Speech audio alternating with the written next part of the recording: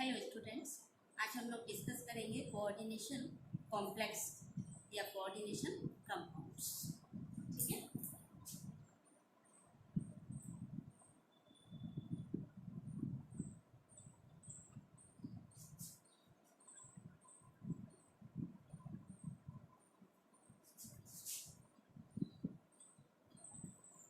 इसी को हम कोऑर्डिनेशन कॉम्प्लेक्स कहते हैं, इसी को कोऑर्डिनेशन कंपाउंड्स कहते हैं। बच्चों एक एग्जांपल ले रहे हैं और इस पूरे एग्जांपल में ही हमारा पूरा कोऑर्डिनेशन केमिस्ट्री का चैप्टर छुपा हुआ है।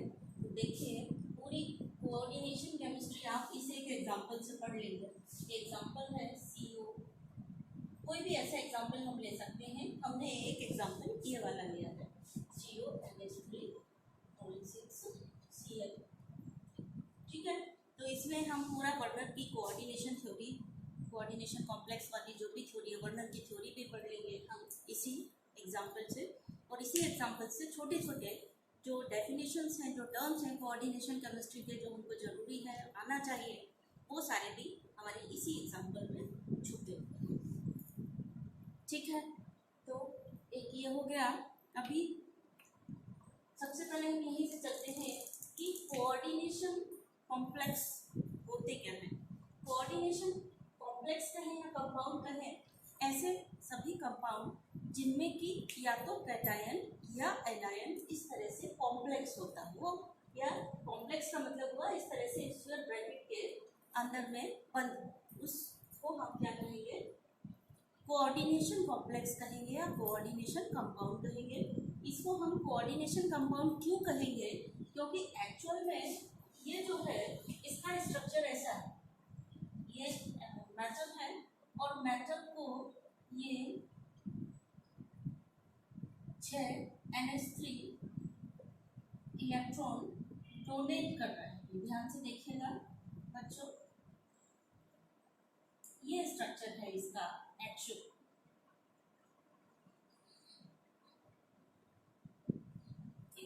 इलेक्ट्रॉन पेयर को डोनेट कर रहे हैं और मेटल इन इलेक्ट्रॉन पेयर को एक्सेप्ट कर रहा है। ये आप अभी तक आप पढ़ रहे थे क्या, कि मेटल क्या करता है, इलेक्ट्रॉन देता है और नॉन मेटल इलेक्ट्रॉन लेता है। यदि मेटल जो है आयनिक बॉन्ड बनाता है। अभी आप ये क्या देख रहे हैं कि मेटल इलेक्ट्रॉन पेयर ले रहा है, वो भी कितने ले रहा है, 6 इलेक्ट्रॉन पेयर ले रहा है। तो इस तरीके के कंपाउंड्स को हम कोऑर्डिनेशन कंपाउंड्स या कोऑर्डिनेशन कॉम्प्लेक्स कहते हैं। ये CONH3 को हमने यहाँ पर इस तरीके से लिखा हुआ है। NH3 का मतलब हुआ 6 अमोनिया के मॉलिक्यूल। ठीक है। और ये Cl3 इसी तरह से लिखा हुआ है। अब देखिए ध्यान से, यहाँ पे कुछ छोटे छोटे टर्म्स हैं, उनको ध्यान से देखिए और समझिए। एक टर्म है ये, इसको बोलते हैं सेंट्रल मेटल एटम। ठीक है।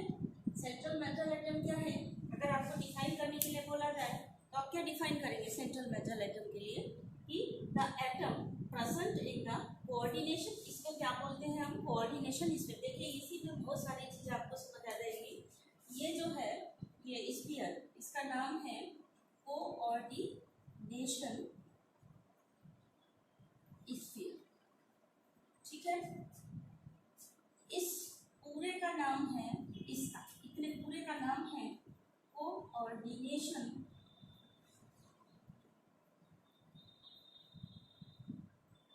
कंपाउंड। ठीक है।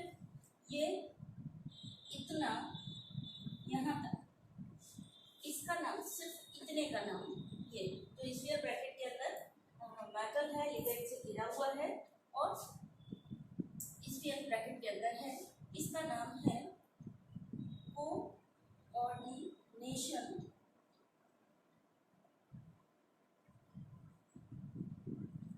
एंटिटी। इसको भी हम बाद में डिस्कस करते हैं, सेंट्रल मेटल एटम को। इसका नाम चलिए, इसका नाम क्या है, सेंट्रल मेटल एटम। ठीक है। इस सेंट्रल मेटल एटम को चारों तरफ से जिसने घेरा हुआ है उसका नाम क्या है, उसका नाम है लिगेंड्स। ये लिगेंड्स। और ये जो बाहर बैठा हुआ है ये, इसका नाम है काउंटर आयन, और ये कैसा होता है, आयोनाइजेबल होता है। ठीक है, अब कोऑर्डिनेशन एंटिटीज जो आपने पढ़ी, ये कोऑर्डिनेशन एंटिटी क्या हो गई, मैंने क्या बताया था आपको, स्क्वायर ब्रैकेट के अंदर जो मेटल है और उसको चारों तरफ से लिगेंड ने घेरा हुआ, यानी पूरा इतना हिस्सा ही क्या कहलाता है, कोऑर्डिनेशन एंटिटी कहलाता है। तो कोऑर्डिनेशन एंटिटी 3 टाइप्स की हो जाती है, देखिए ध्यान से।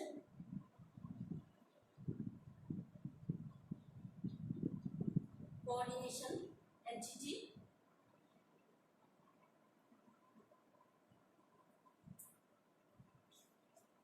इसको हम यहाँ लिख सकते हैं, थोड़ा यहाँ लिख लेते हैं, जगह मिलेगी लिखने के लिए।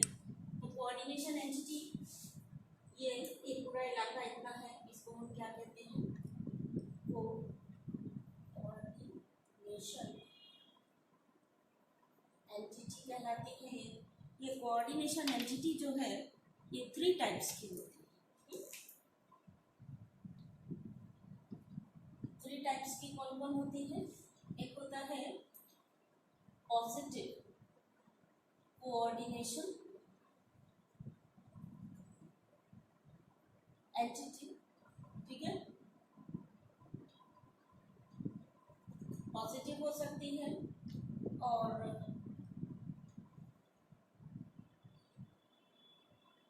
नेगेटिव कोऑर्डिनेशन एंटिटी हो सकती है, and then neutral coordination entity हो सकती है। ठीक है, तो पॉजिटिव कोऑर्डिनेशन एंटिटी का एग्जांपल ऐसे समझिए, यहाँ पर ये कौन सी है, जो कोऑर्डिनेशन एंटिटी है यहाँ पर कौन सी है, यहाँ पर आप देखिए 3 Cl इस स्क्वायर ब्रैकेट से अटैच है, तो 3 Cl पे कितना चार्ज होगा, 3 माइनस का चार्ज होगा।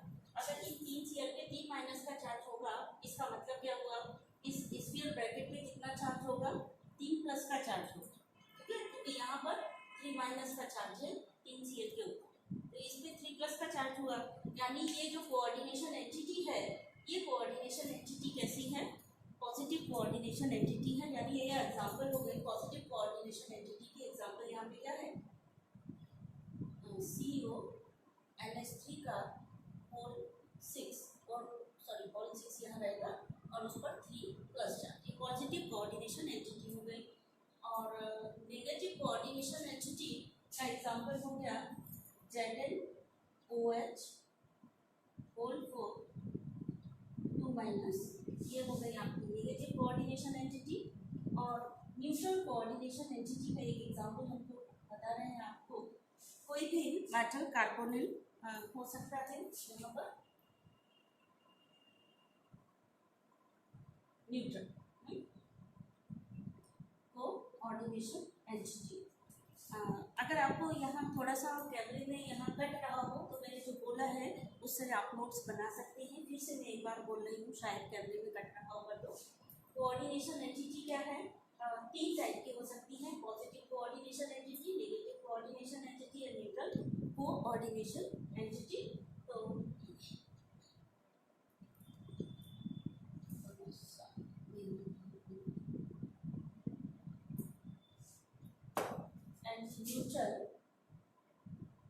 न्यूट्रल कोऑर्डिनेशन एंटिटी, ठीक है। तो पॉजिटिव का एग्जांपल ये यहीं पर दिया हुआ है, ये नेगेटिव का एग्जांपल मैंने आपको दिया है ZnOH whole 4 2 minus charge square bracket पर। और न्यूट्रल का एग्जांपल हो गया FeCO का होल 6, ये न्यूट्रल कोऑर्डिनेशन एंटिटी है। तो कोऑर्डिनेशन एंटिटी 3 तरीके की होती है। देखिए आपने कितनी सारी चीज़ें पढ़ ली, लिगेंड्स पढ़ लिए, सेंट्रल एटम पढ़ लिया और काउंटर आयन पढ़ लिया। प्राइमरी वैलेंसी क्या होती है, अंदर जितने लिगेंड प्रेजेंट है ये प्राइमरी वैलेंसी है, और बाहर जितने प्रेजेंट है काउंटर आयन ये सेकेंडरी वैलेंसी को सेटिस्फाइड करते हैं। नेगेटिव आयन जो है इसके बारे में अभी हम डिटेल में डिस्कस करेंगे।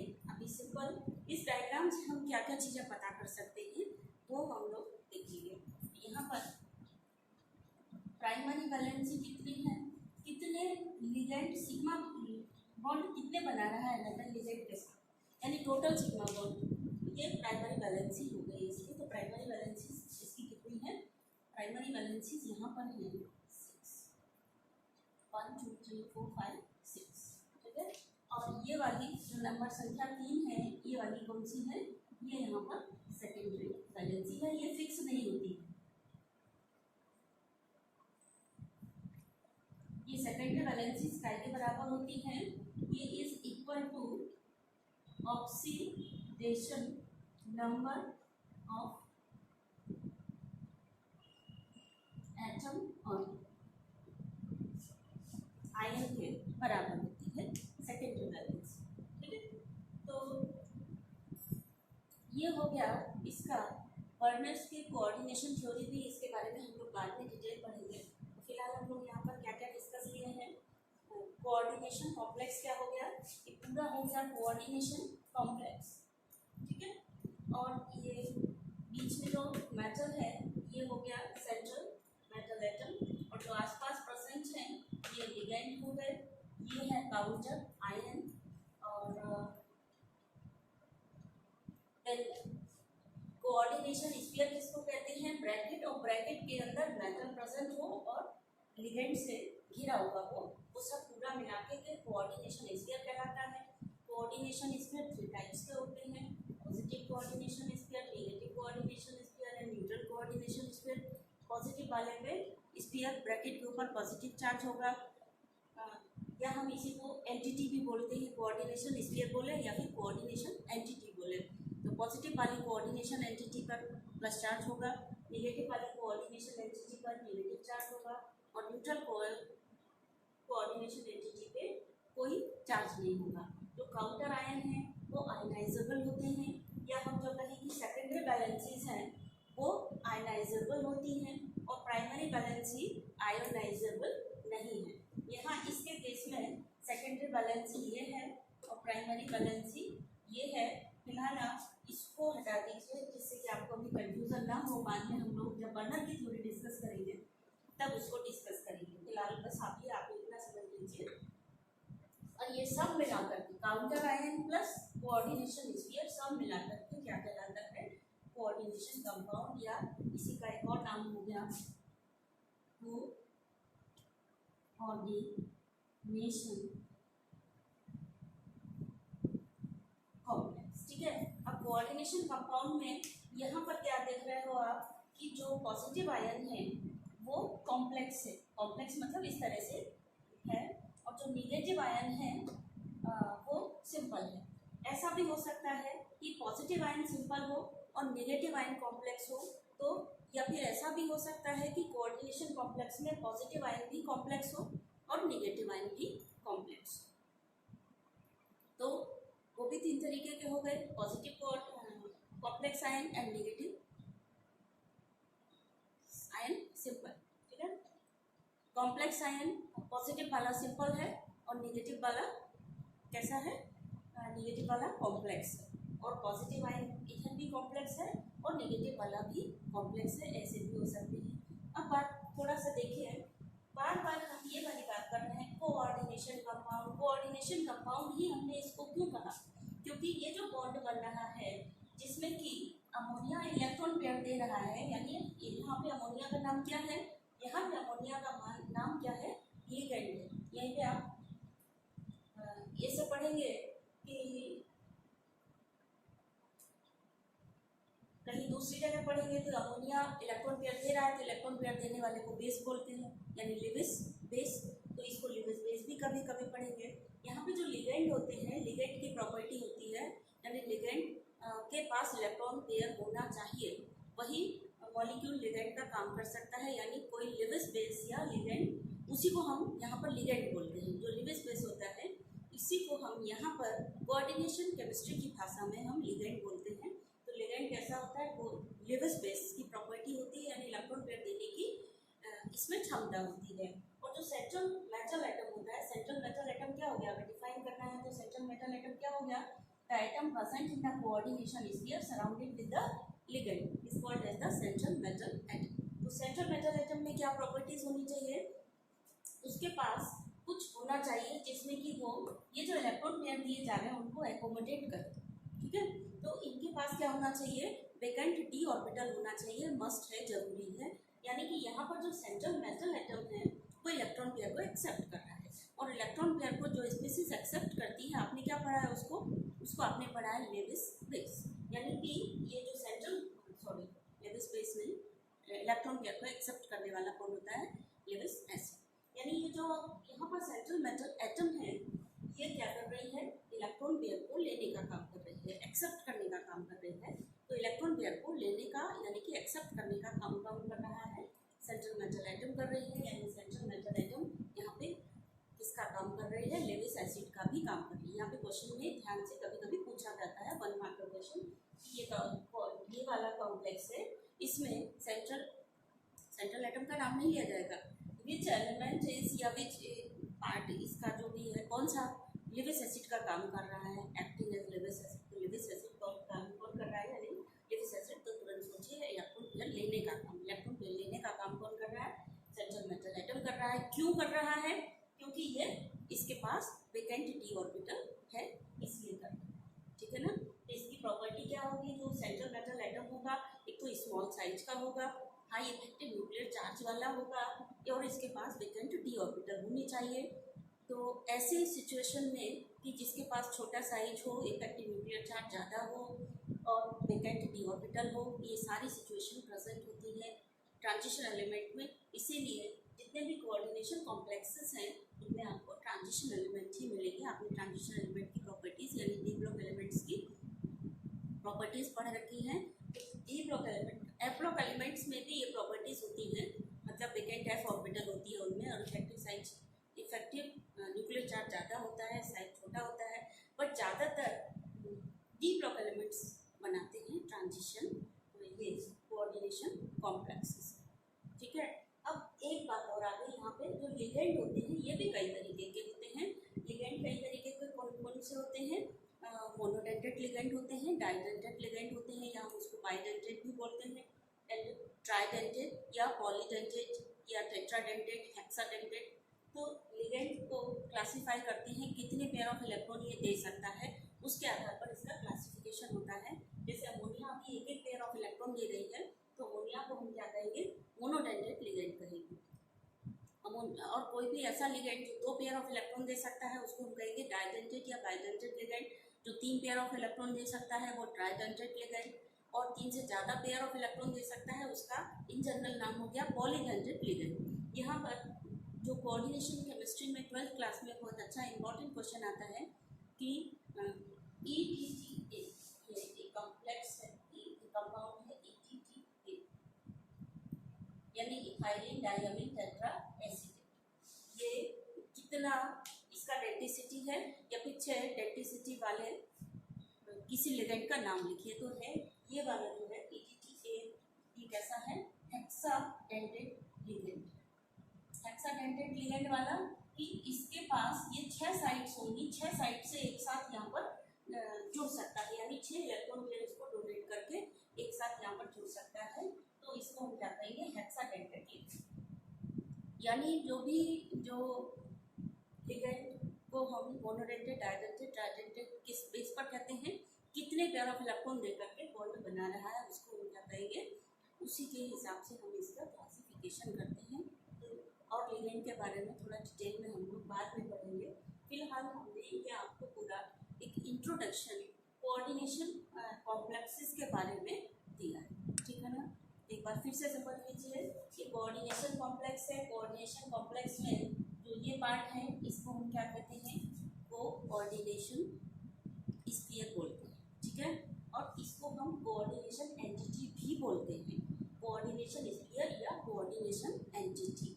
जो कॉम्प्लेक्स आयन है, कॉम्प्लेक्स आयन का मतलब, कॉम्प्लेक्स आयन कौन सा है, जो स्फीयर ब्रैकेट के अंदर बंद है, सेंट्रल मेटल एटम है जिसमें, और जिसको लिगेंड चारों तरफ से घेरे हुए हैं। ये लिगेंड की संख्या 6 भी हो सकती है, लिगेंड की संख्या 4 भी हो सकती है, ये डिपेंड करता है। बाद में हम लोग पढ़ेंगे टाइप ऑफ, मतलब कितने टाइप ऑफ कोऑर्डिनेशन कॉम्प्लेक्सेस होते हैं वो हम लोग बाद में पढ़ेंगे। तो ये वाली बात हो गई, ये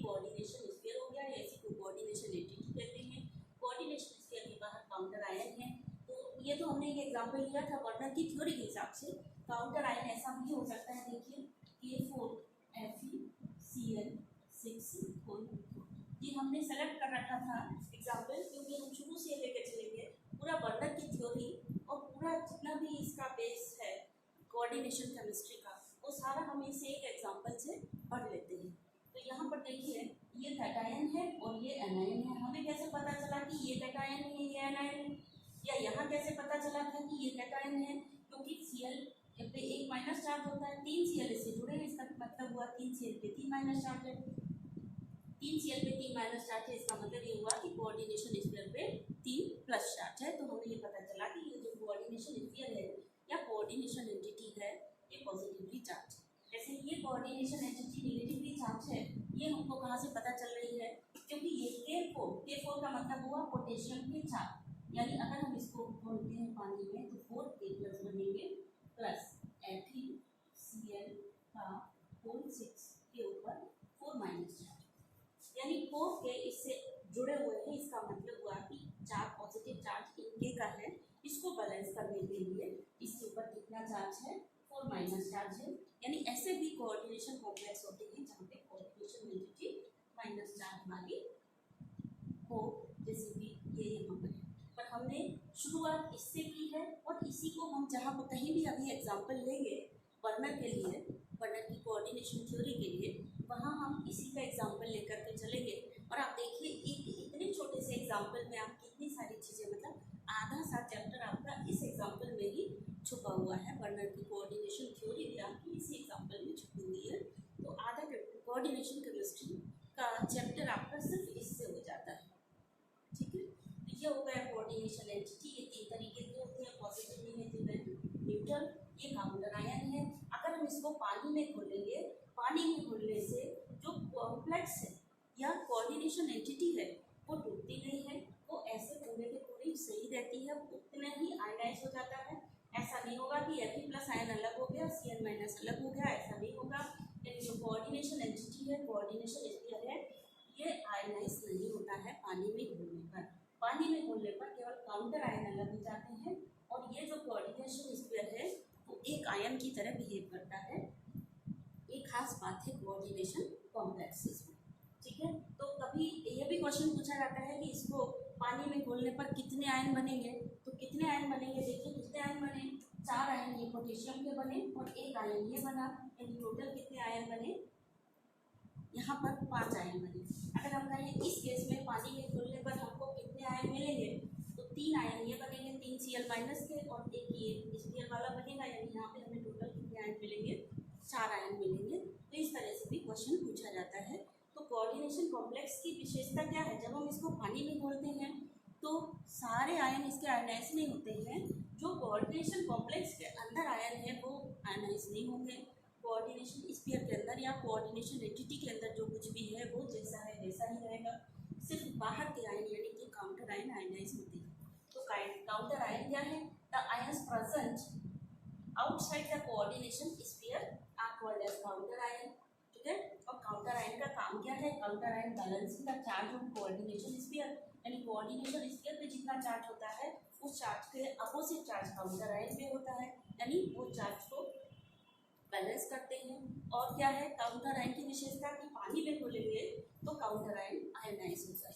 ठीक है, ये क्या है, यानी कोऑर्डिनेशन स्फीयर क्या है, कोऑर्डिनेशन स्फीयर क्या है, स्क्वायर ब्रैकेट कोऑर्डिनेशन कॉम्प्लेक्स के अंदर जिसके अंदर metal is present surrounded with ligand, यानी स्फीयर ब्रैकेट में जिसमें कि मेटल लिगेंड से सराउंडेड है और प्रेजेंट है, इसको हम क्या कहते हैं, कोऑर्डिनेशन एंटिटी कहते हैं या कोऑर्डिनेशन स्फीयर भी कहते हैं। देखिए एक नया टर्म और है जिसको आपको और सीखना है, ये भूल गई आपको बताना, कहलाता है कोऑर्डिनेशन कोऑर्डिनेट।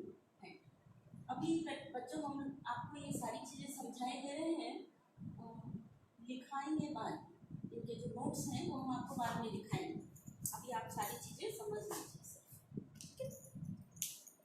कोऑर्डिनेशन पॉलीहेड्रा क्या होता है, इस तरीके का अरेंजमेंट, मतलब इस तरीके का जिसमें कि सेंट्रल एटम प्रेजेंट है, लिगेंड के साथ और स्पेटियल अरेंजमेंट के साथ में प्रेजेंट है, इसको हम कोऑर्डिनेशन पॉलीहेड्रा कहते हैं। यानी यहाँ पे कैसा स्पेटियल अरेंजमेंट है, यहाँ पे ऑक्टाहेड्रल स्पेटियल अरेंजमेंट है,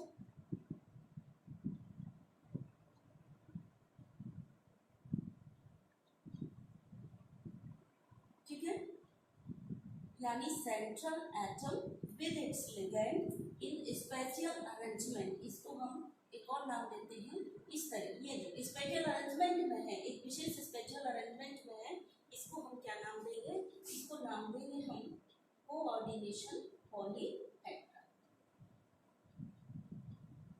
और जो मॉलिक्यूल की शेप होती है वो इसी के कारण होती है। Shape of the molecule is due to this coordination polyhedra, ठीक है। Shape of the molecule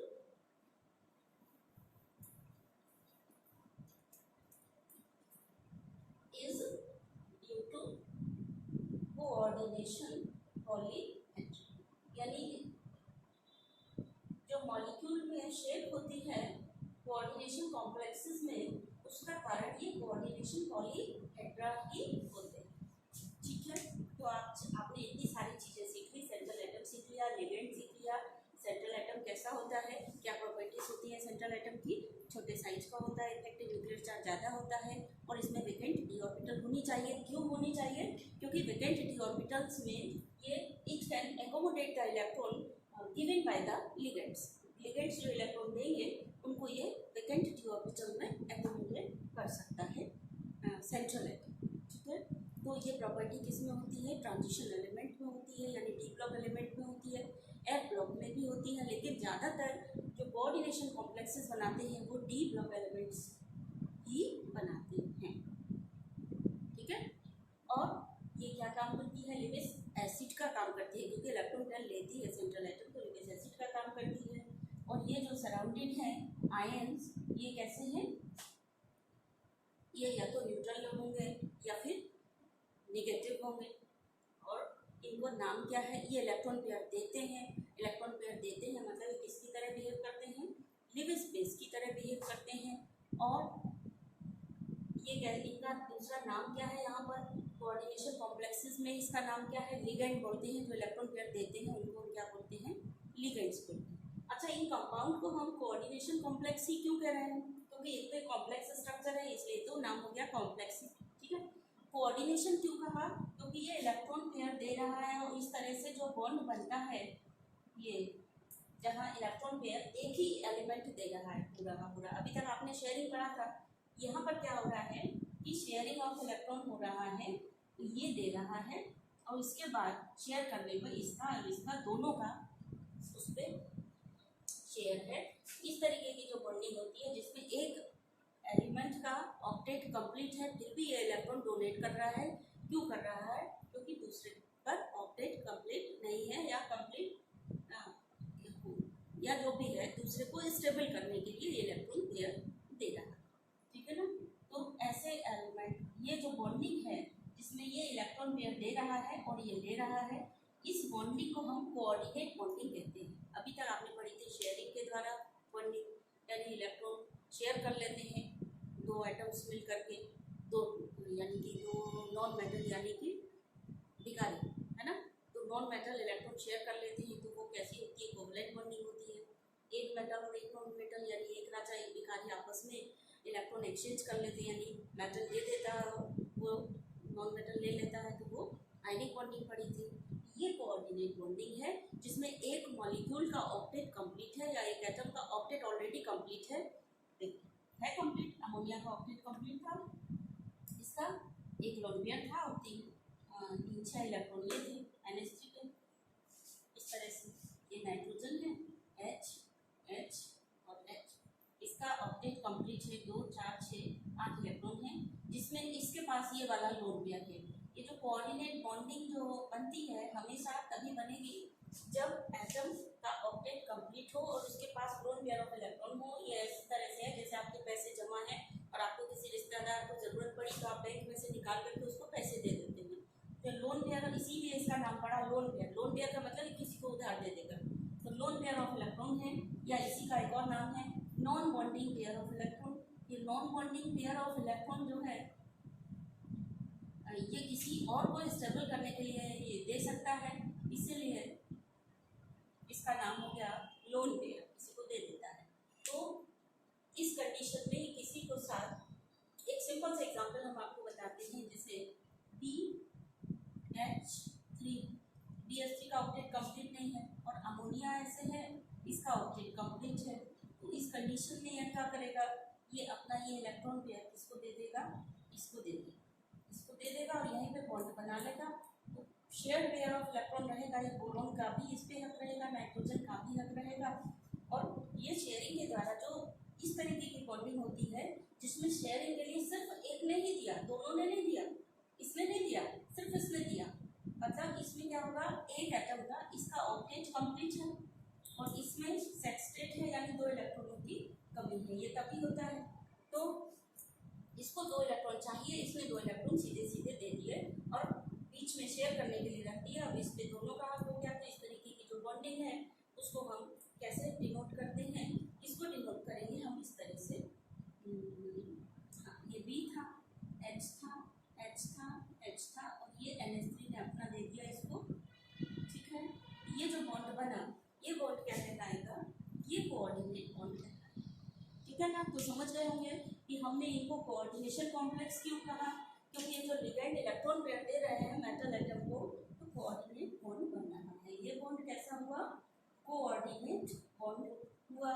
coordinate bond पहले ज़माने में कहते थे, अभी तो हम कोऑर्डिनेट बॉन्ड को ही कोवैलेंट बॉन्ड कहते हैं। और जो शेयरिंग के द्वारा, मतलब दोनों एटम्स के बराबर शेयरिंग के द्वारा बनता है, उसको भी हम कोवैलेंट बॉन्ड कहते हैं। और जो ऐसे बनता है उसको भी कोवैलेंट बॉन्ड कहते थे। पहले हम इसको कोऑर्डिनेट बॉन्ड कहते थे, और जो शेयरिंग के द्वारा जिसमें इक्वल शेयरिंग हो रही है वो कोवैलेंट बॉन्ड कहलाता।